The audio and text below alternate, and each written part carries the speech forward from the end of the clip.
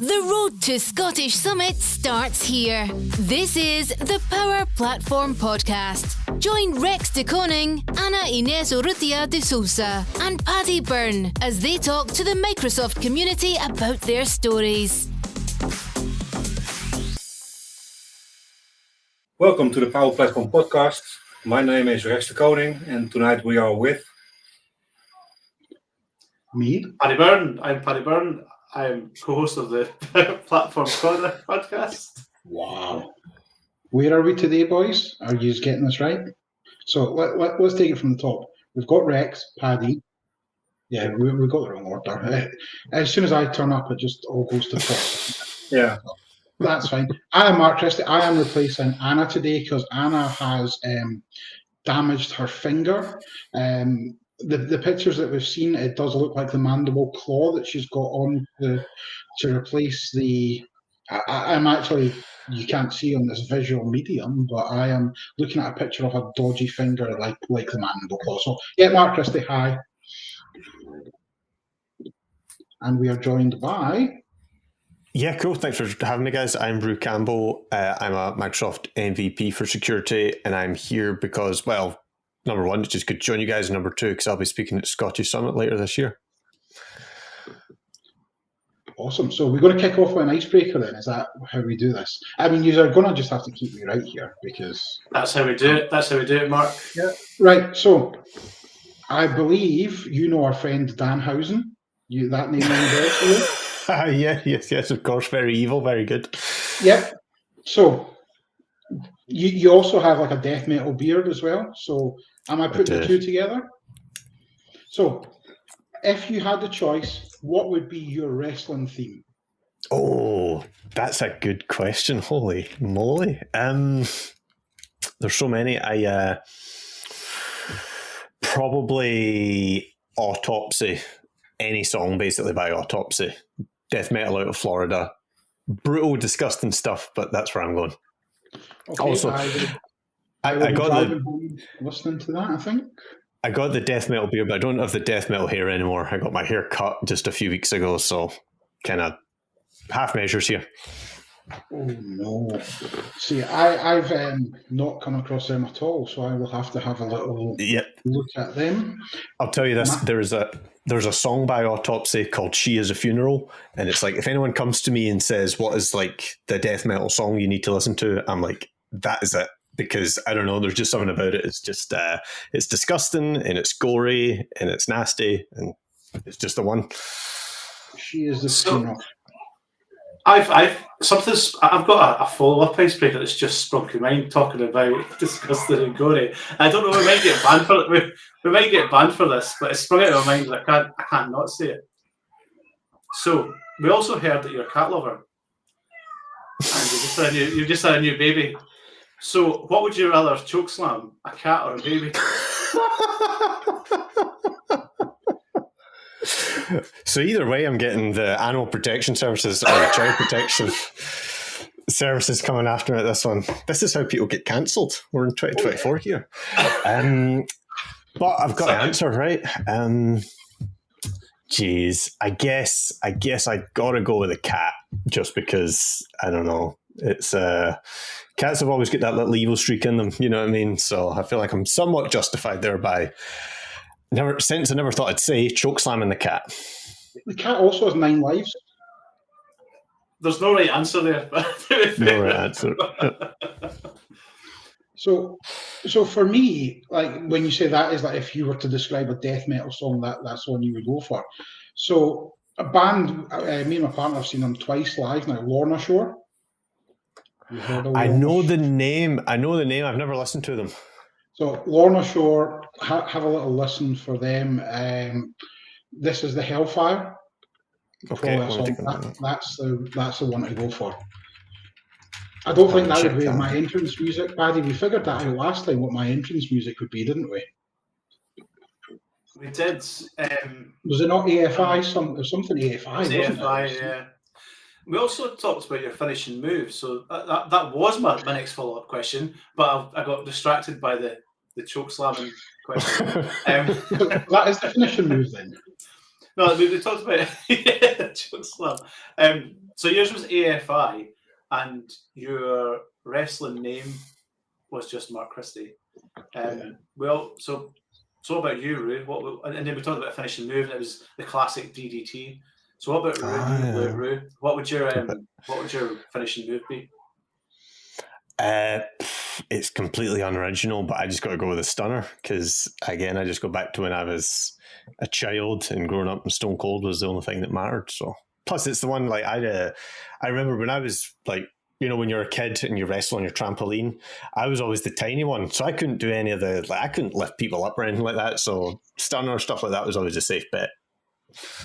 I don't know how many stunners my little sister took over the years. I've took a few stunners. I've never done a stunner, but I've took a few. In first year Union Freshers Week, there was a stunner sort of thing going on, and you just come back to the bar, be like a round of drinks, and then it'd be like from out of nowhere, not from out of nowhere, that's their cool. But you just get like a boot in the gut and stunner. Love it. So, Paddy, I don't even know if I've shared this one with you or not. Did you know that Matt Beard is a trained wrestler? I didn't know. Matt Beard has. Really? Yeah. Matt Beard's a trained wrestler. He's worked on shows as security and everything. No, we did because we did a full podcast show on. We did back in the day. Yeah. I knew he was doing security and things like that. I didn't know how fully trained he was. Yep. So there you go. What's the? I mean, this is just turning into a wrestling podcast. That's good as me. What's your favourite event that you've been to wrestling wise? That I've been to. I was all in Wembley last year. Oh yeah, so that might be. That was great. That might be there. I don't know, Clash of the Castle, which just happened. That was really good, purely for the energy. Well, the ending I got to admit, the ending, it's like, there was a whole bunch of signs that said, if McIntyre loses, we riot, and then nothing happens, which is just like, of course. But no, I got to say, All In was probably good just for the experience surrounding it. And I've been to a couple of WrestleManias as well, but I'll be honest, in fact, no, I know what it is. I was at the NXT Dallas, which was the first night that Nakamura debuted in NXT, and that had a killer card. It had Nakamura versus Sami Zayn. It had American Alpha versus FTR, or sorry, they weren't called FTR then, they were called The Revival, right? Just stacked top to bottom and a hell of a lot of energy. So I'd maybe say that was my favourite one, actually, that NXT show. Yeah. I've got a weird one as well. So Mania weekend a couple of years ago, when it was in Dallas, it was actually the Ring of Honor show. So it was a 2 out of 3 falls, the Briscoes against FTR. And then yes. Mania the next day was the Cody Rhodes re-debut. Nice. That's cool. So, but I genuinely think the Ring of Honor show with Joe Hendry, say his name, we have to get graphics. He appears somewhere. Of course, no. I love that. This really is turning into a wrestling podcast, but I love that FTR versus Briscoe series. I thought that was some of the best wrestling you'll ever see.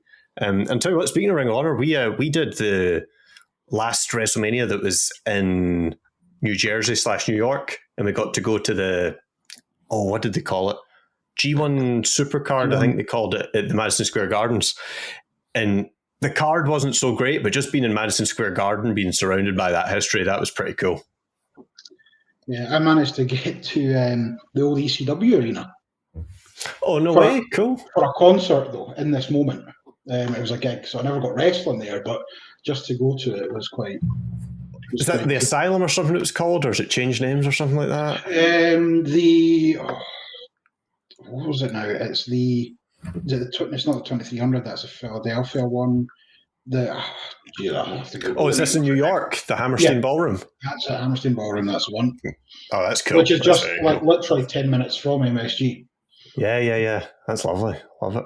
So what we do is we need to get you, because there is the no, it's not the New Japan tour. There is a tour in Edinburgh in like 3 weeks from one Japanese and I will find it by the end of this podcast. There is a show in Edinburgh in about 3 weeks, and it's got some decent people on it. Right, So, cool.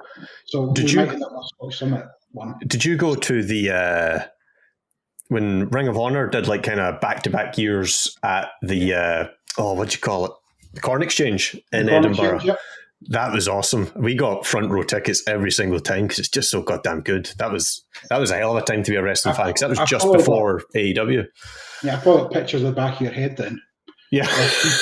Yeah, exactly. We had been to that, and we went to some of the Discovery shows as well that had a lot of the New Japan talent. Did you go? Because there was one with the Elite, and that was amazing. That was amazing. Like, because we just rocked up like 5 minutes before showtime, and you've got Kenny Omega standing there just like, do you want a photo? And it's like, hell yeah, what a photo.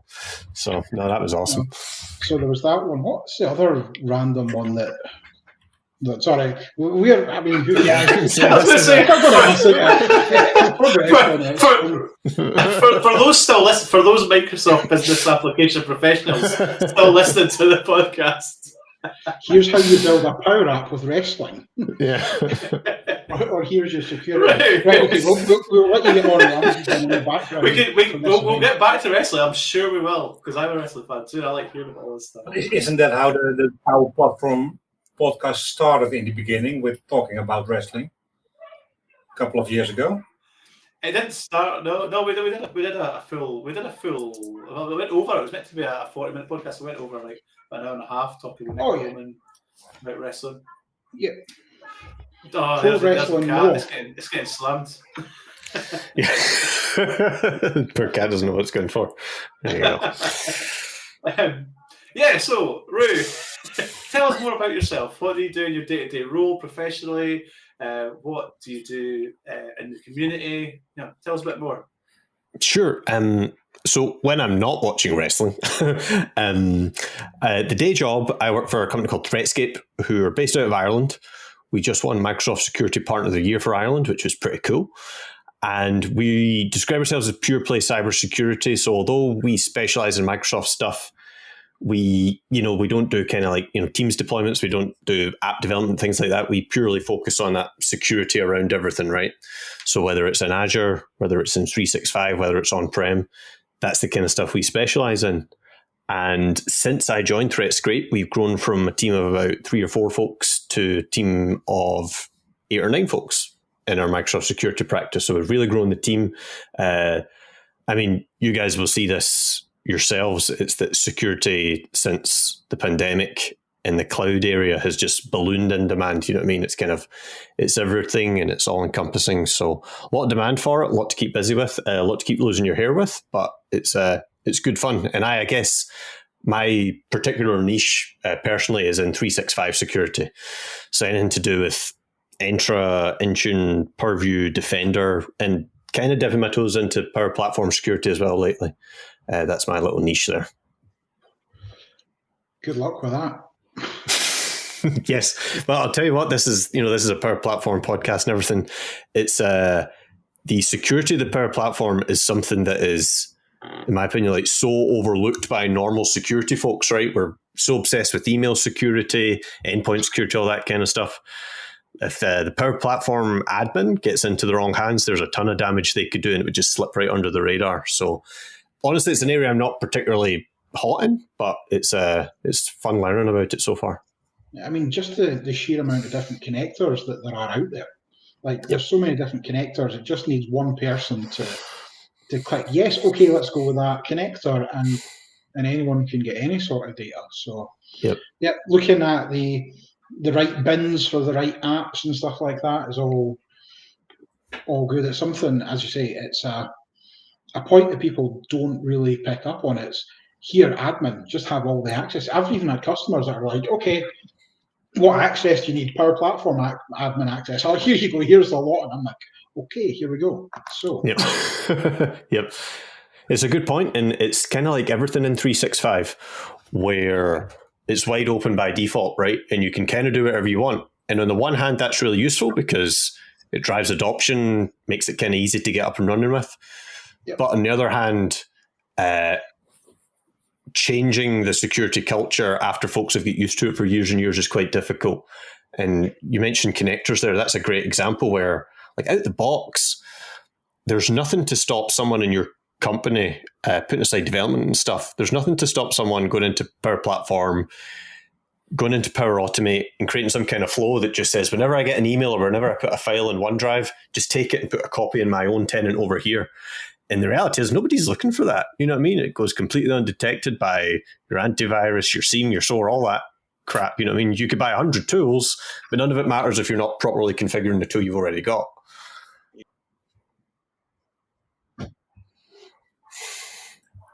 I was going to say, I use an example that I heard of, and this is a partner that I know of, and their sales director, they configured a flow like this low code, no code. This is years ago, a good few years ago now. Low code, no code. I'll configure a flow to publicly tweet about opportunities that we've won, and the sales director didn't know Power Platform, didn't know Power Automate that well, but he dabbled, and he did it when an opportunity was loaded rather than won. He forgot to amend the trigger. And that's so every time a new opportunity got loaded into Dynamics 365 for sales, it broadcasted to the world, we've won with this company.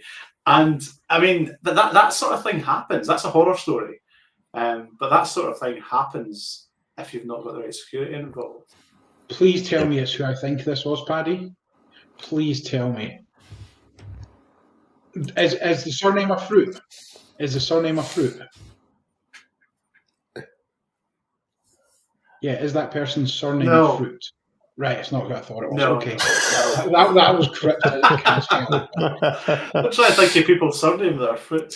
Bit of a fruit cake, but maybe not a fruit. No, I don't think it's who you're thinking. But yeah, as well, but that's a massive opportunity as well for partners, and specifically Microsoft partners. So we've took it from a Power Platform point of view, right? So that's all I really do with. And that's a huge opportunity for Power Platform partners and Dynamics 365 partners to sell a service to look into governing security within the Power Platform. But I suppose you're really well placed in the fact that you are a security partner who's now you've got the security knowledge, and now you just need to gain a bit of knowledge in the Power Platform to start putting in processes and ecosystems in place within enterprise organizations. Yeah, it's a good point. Like we kind of, because I've worked for partners in the past where, kind of, what would you say, like your first focus is the productivity / collaboration side of it, like, your classic 365 apps and things like that. And then security gets bolted on at the end. One of the cool things about Threatscape is because we start with that security background and work backwards, it's like we kind of know roughly what the main forms of attack are. What are the paths that they follow? How do the adversaries think? So when we then learn the infrastructure and the apps behind it, it just offers us a different way of looking at stuff, right? And the other advantage of working with a pure security partner is it can be awkward at times, is a lot of the time you're marking other folks' homework, right? And that can raise difficult conversations at times. But on the other hand, it really helps because it gives you that impartiality, right?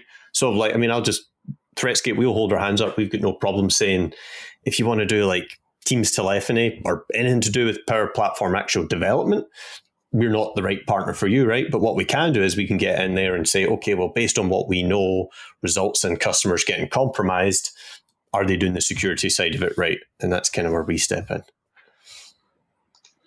Yeah, do you think that like the same principles, like the principles of security, are they platform agnostic?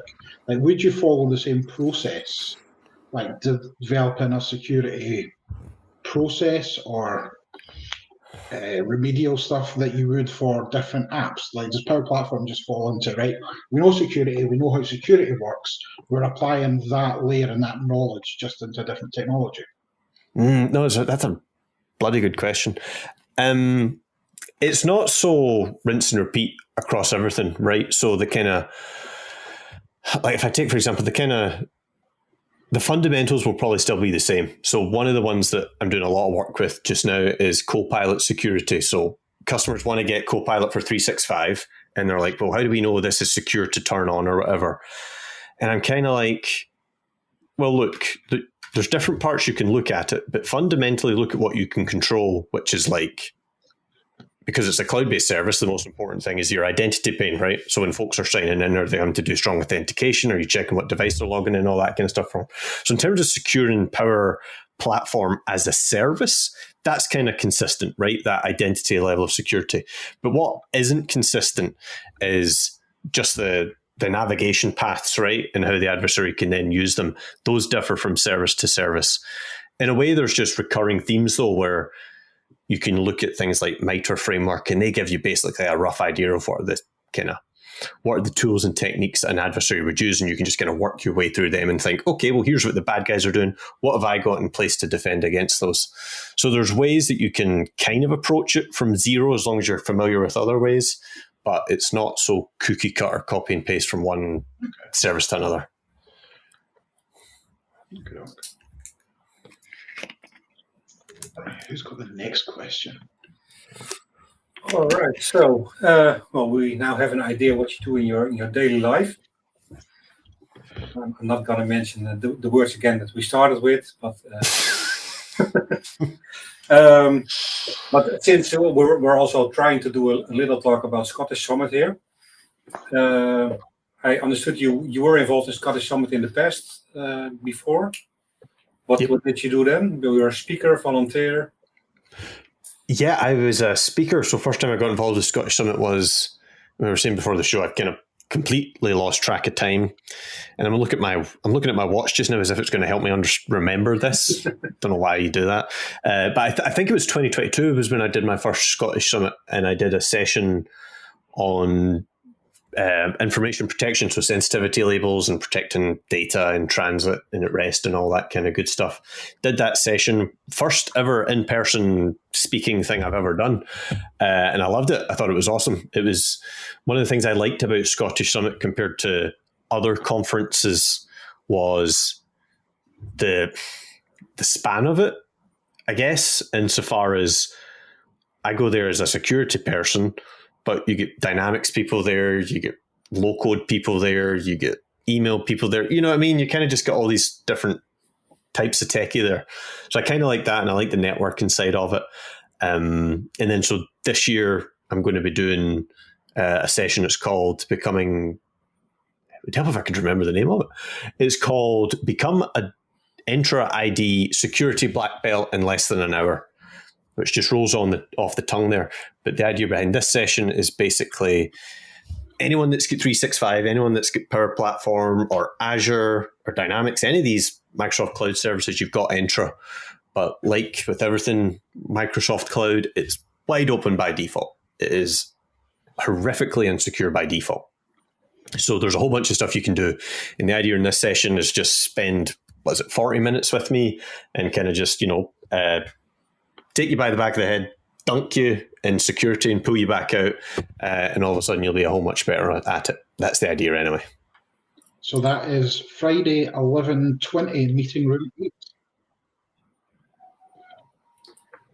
That sounds pretty awesome, yeah. That sounds brilliant. See, that sounds like something I needed 2 weeks ago, because I'm an architect on a project.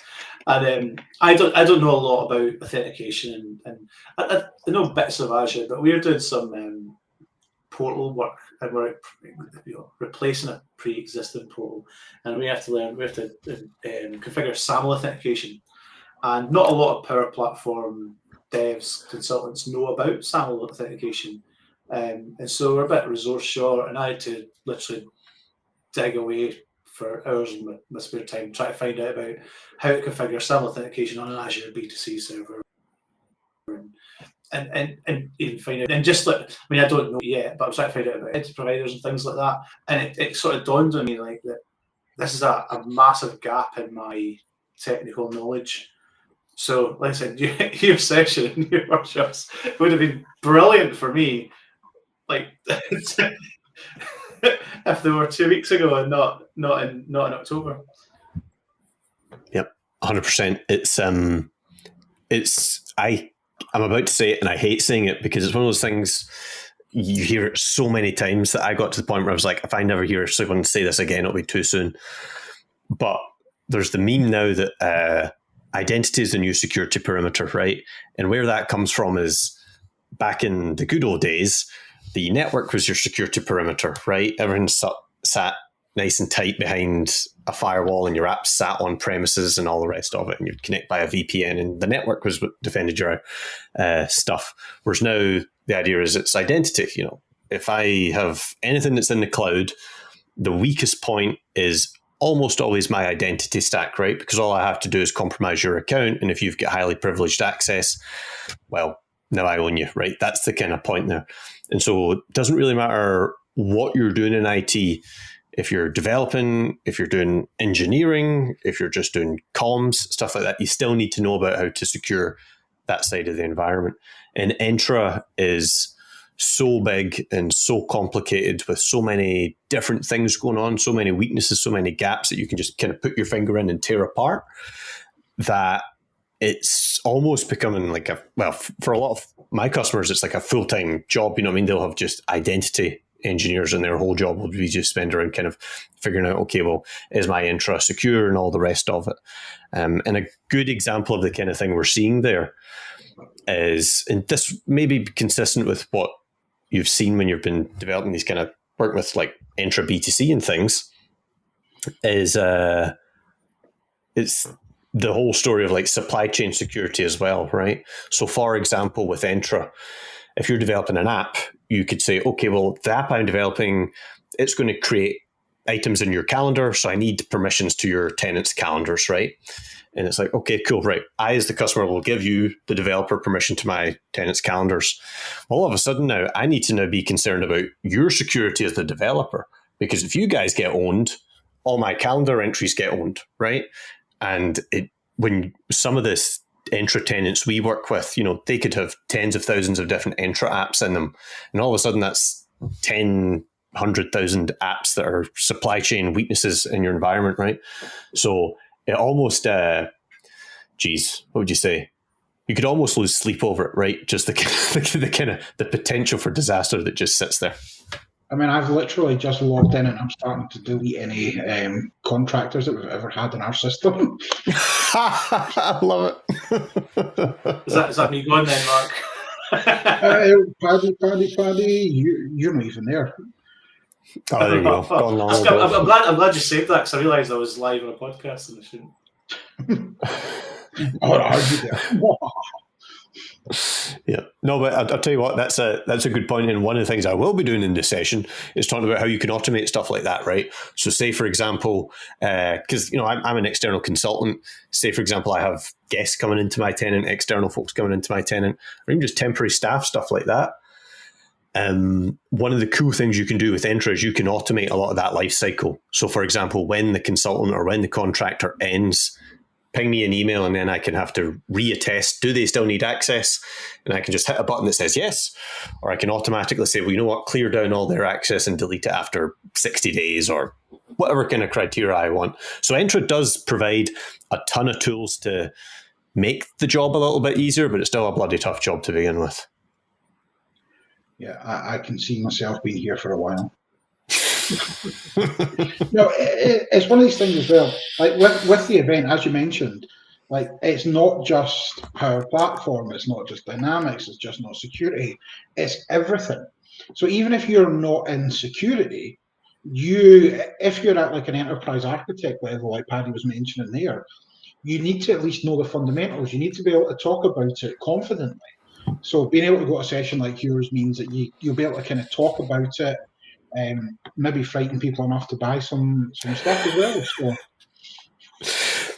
that would never be my goal. You know what I mean? That's of course not. That's it's funny. We well, I'll tell you what, just jump in with this. It is one of the kind of things you kind of have to contend with when you're in the security space. Is it's like, you don't want to be an ambulance chaser, right? You don't want to be like, you know, and scare people and saying how bad things are so that you're kind of intimidating them into buying your kind of professional services. But at the same time, it's like there's a lot of bad stuff out there, and if you ain't spending the time doing it right, then you will get hit eventually. Yeah, so just come off, like at Proximal, we've just paid for and done an 8-month business development course, like how to sell. And one of the things that they were talking about was using people's fear and emotion to sell to them. Like, this thing is going to break, or you're not going to have access, or all your data is going to get stolen. Using that as the crux to actually make the sale is actually a known technique. It's not how I like to sell, but there are ways that obviously make sense. Like my old man, he works for the NHS. They've just spent something like 8 billion after that last leak trying to fix stuff. It's like ridiculous. Yeah. It's amazing how fast organisations, and I guess including the NHS in that case, can find the budget and the resources after the incident. You know what I mean? And that's kind of human nature, I guess, right? It's like sometimes we find with a lot of our customers, the reality is sometimes you need to put your hand on the hot stove before you know it's going to burn you. And we can do as much as we can to help folks before then. Because the reality is it's cheaper to do it beforehand, right? That's not always obvious. But after the fact, it starts becoming way, way, way more expensive because you've got to deal with containing and removing the threat rather than just preventing it. But it's human nature, right? We will kind of always procrastinate and think that it's never going to happen to us, but it invariably will happen to you. So it was Mark to ask the next question, but you've already answered it and what your involvement is with the current Scottish Summit. You're doing a presentation. So we'll skip on to mine again. What are you looking forward to most about the Scottish Summit in October? I guess just meeting folks, right? It's the whole community side of it. My team is spread across the UK, Ireland, and South Africa, and we got all the Irish and UK folks joining Scottish Summit. So we'll be ascending down there, and because we're a kind of a remote first team, it'll be the first time, I think. Have I even met everyone in person? I think I have. I think I met everyone in person, but it's very rare. So just meeting my team will be great. But then meeting everyone else is also great. So I know a few folks that are coming over from, for example, Belgium. The Story Cinema, he's coming over from Finland, so it'll be great to meet up with him. And just that in general, it's the folk that you know and you respect, getting to finally catch up with them. But then meeting other folks as well, right? That's always quite cool because, I don't know, it's just like, when you work in our little bubble, whether it's what I do or what you guys do, 99% of your life and your knowledge and what you can talk about, you can't talk about it with the normies, right? It's like if my wife jokes that she can probably have like a conversation now because she sits in the same room as me and she listens to code. Like she could wing a conversation. She could like start talking about Entra or Intune or something like that, right? But is the point is we've got our own little language and everything, right? And so just being able to be in that kind of community where you just click with folks, they get it, they got the same problems as you, they get the same frustrations as you. Quite often they get the same sick I'll stop there. They got the same sick sense of humor as you, all that kind of stuff. That's quite good. So yeah, that's what I'm looking forward to. Yeah, I'm looking forward to not having that. My partner is also MVP in Biz Apps, and it's just a nightmare because she won't shut up about it. So I have the opposite. You're looking forward to talking wrestling. Yeah, exactly. Yes. We should do a part 2. We should do a wrestling podcast part 2 and get Ru along. We should do, because we have collected other wrestling people as well. I mean, literally my whole bottom of my sleeve is all wrestling tattoos. I love it. Nice. So we've got La Parka. Oh, yeah, nice. The story about La Parka, he died the next day after this tattoo. No way. Genuinely died the next day. That's creepy. Right. What have we got? We've got... Yeah, so we've got Penta, we've got Santa Jericho, nice. Mick Foley, Rey Mysterio, and Jushin Thunder Liger. Nice. So you're a big lucha guy, I guess, based on that. Very nice. Love it. So there is space for Danhausen there as well. You saving that one because you don't want him to die? Is that... Jesus. That got even dark.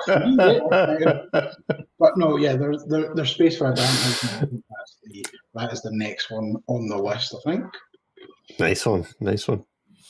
So yeah, I definitely think a part 2 wrestling one, once all the Scottish Summit ones are finished, could be quite good, because it's amazing the amount of people in the community that do like the wrestling as well. So it's one of those things that I think certainly over the last few years it's not been so bad, but there was quite a long time where with wrestling it was kind of like you kind of had to drop hints, smuggle it in there, you know what I mean, figure out, you know, you one of us, you know what I mean? It's like the Carney, it's like the Carney words and stuff like that. Yep, absolutely. Yep. I'll tell you what, random story.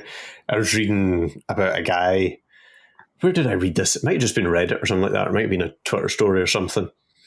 And it's a guy who believes that he's been so engulfed in wrestling terminology that it's affected his life. And so the story goes, he's sitting in a meeting with his new company. He's just started. And they're talking about the business. And all of a sudden they start talking about someone who's just left the business. And they say, oh yeah, so Joe Blogs, you know, blah, blah, blah, blah, blah. Great person, but they went into business for themselves. And all of a sudden they're not here anymore. And this guy, the wrestling fan, he's like, oh, geez, that's shocking. Can't go into business for yourself. You know what I mean? Don't do all that. And they're just kind of looking at him thinking, what are you talking about? And of course, he's thinking, quote unquote, going into business for yourself means you start like actually, you know what I mean? Like working against people and doing the wrong thing and all that kind of stuff. Because in wrestling, of course, quote unquote, going into business for yourself means you start acting real, right? You start smacking folk about. But they're like, no, they just left and started their own company. Like, what's your problem? You know what I mean? But yeah, all these things have got their own little language, right? It's funny how that happens. I think I would have popped if I had heard that as well, though. Yes. I even think during one of the keynotes, I actually said, and it was a good old Mick Foley one, like, we're going to be in Glasgow next year for a cheap pop. And I used the words cheap pop. Yeah. You got to do the thumb and everything, yeah. Yeah. I actually, funny you say that, I used the term cheap pop the other day on a Teams call. I brought the baby on the camera and everyone went, oh, baby. And I was like, hey, cheap pop. You do that, though. I mean, I always try and, any presentation I do, and even if it's like a sales presentation or a professional presentation, I will always mention something about wrestling in there. So I'm more of a sports activity. But all my test data is all like real names of wrestlers rather than like the actual wrestling names. Yeah, the amount of times I've created a team with Scott Hall and Kevin Nash and stuff in it, and I always present it, and then I always wait to see who goes, oh yeah, it's that thing. That's a good idea. That's my, a good idea. My own little in joke. So I've done a full presentation in Finland with just Danhausen pictures on each slide. It was about field service, and it was talking about like if your data isn't good, you're very evil. Then a picture of Danhausen, and it was like literally every slide had a picture of Danhausen on it. And did anyone click or? Oh no, folk just think I'm absolutely mental. Like, who's this spooky golf? I did it as well. It's on YouTube. It's on YouTube, and I was talking about Power Platform icons, and I compared The Rock and Sting as icons within the Power Platform because they're both icons. Nice. And yeah, it's on YouTube. Nice. Rex is going to watch WrestleMania now. I think I have to, because I have no idea what you guys are talking about. Well, I know Danhausen now. I mean, I've just Googled Dutch wrestlers. I mean, yeah, Tommy End, I suppose, and Dante. You'll have probably no idea. They were a good tag team back in ICW days. Dante and Tommy End or Alistair Black. They were. I can't remember what the name was now, but yes. He's probably the most famous one, isn't he? I would say so. Although he did spend most of his time in Scotland. Anyway, Anna's not here to do the hashtags. I was really wanting to do because we come to intros, we do the hashtags, do the URLs. But Rex, I was hoping Anna would go for a big gammy finger and do the hashtags, but she's not here today. So Rex, yeah. So we're doing it just digitally now. It's on screen, and for the people just listening, it's hashtag Scottish Summit 2024. So tag us on the socials. Ru, thank you for being here, but we cannot let you go without you promoting yourself. So how can people reach you? Sure. So you can get me on Twitter at RuCam365. You can get me on LinkedIn. Just search for Ru Campbell. Not many of us about called Ru Campbell, so just look for the one with the beard. Blog, campbell.scot. I got new courses out on LinkedIn learning about Defender. I got the monthly M365 Security and Compliance user group. You can find that on meetup.com. Threatscape on YouTube.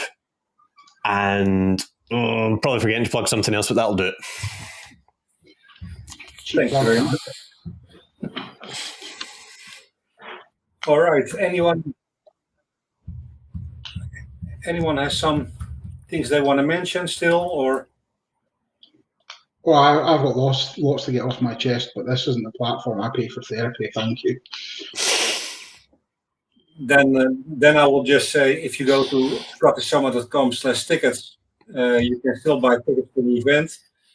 There are also still tickets available for the pub quiz, cabaret show, and there are also some tickets left for the workshops. So get them while they're left. And we all hope to see you in October in Aberdeen. Thank you very much. Bye. Thank you for listening. Bye. See ya. The road to Scottish Summit starts here. This is the Power Platform Podcast. Join Rex de Koning, Ana Inés Urrutia de Sousa, and Paddy Byrne as they talk to the Microsoft community about their stories.